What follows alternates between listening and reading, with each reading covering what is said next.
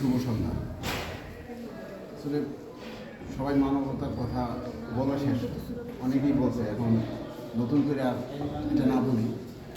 আমি শুধু এই জায়গাটায় বলতে চাই যে প্রতিষ্ঠাতা চারজন, যে একজন জাকির মাহমুদ, আমাদের কামাল ভাই, পলাশ ভাই এবং মাসুদ, তাদের তত্ত্বাবধানে, তাদের অক্লান্ত পরিশ্রম এই মানব কল্যাণ সংগঠন যেটা আজ নবম বছর প্রদর্শন করল, সেখানে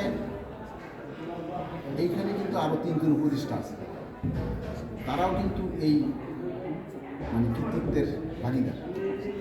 সাথে সাথে যারা এই যে সংগঠনের যারা অ্যাক্টিভ কিছু লোক এখানে আমরা পাই না, অনেক সংগঠনে আমরা যাই, যাওয়ার পরে এরকম অ্যাক্টিভ লোক পাই না, কিন্তু মানব কল্যাণ সংগঠনে কিন্তু এই অ্যাক্টিভ লোক আছে বেশ কিছু, একজন দুইজন নিয়ে পুরো সংগঠন চলছে, অথবা উপদেষ্টা ভিত্তিক সংগঠন চলছে, কোনো কমিটি নেই।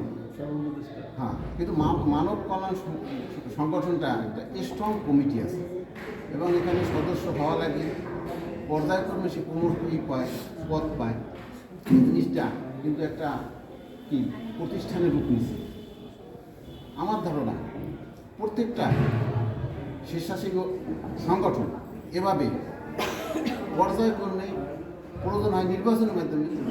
আপনারা হয়তো, আমার বন্ধু পারভেজ বলছে যে আমি অ্যাপেক্স ক্লাব অফ মাদারপুরের সেক্রেটারি, কিন্তু এই সেক্রেটারি হওয়ার জন্য আমাকে সদস্য পর্যায়ক্রমে পাইতে পাইতে আমাকে সেক্রেটারি হইতেছে।